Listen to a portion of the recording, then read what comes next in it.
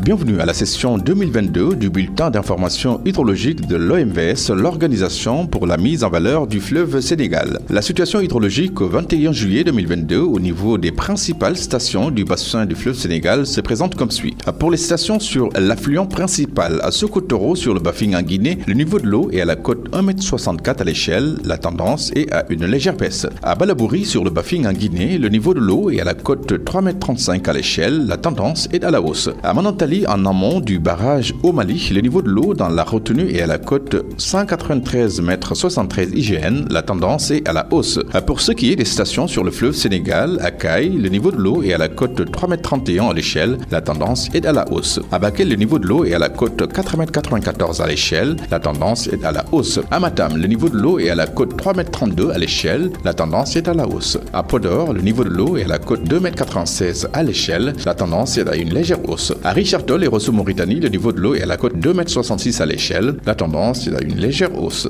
À Diama, en amont du barrage, le niveau de l'eau dans la retenue est à la cote 2,15 m IGN, la tendance est à la baisse. À Saint-Louis, le niveau de l'eau est à la cote 1,05 m à l'échelle, la tendance est à la hausse. En résumé, l'hivernage s'est installé dans le bassin du fleuve Sénégal et l'écoulement a repris au niveau des différents affluents. Cette semaine, la tendance générale est à une hausse des écoulements sur les principaux affluents, le Bakoy, la Falémé ou le Bafing. Le niveau de la retenue de Manantali a atteint sa cote la plus basse le 19 juillet 2022. Le remplissage de la retenue s'amorce. Dans la haute vallée, les niveaux d'eau augmentent alors que dans la basse vallée et le delta, les niveaux restent relativement stables. À la semaine prochaine pour un nouveau bulletin.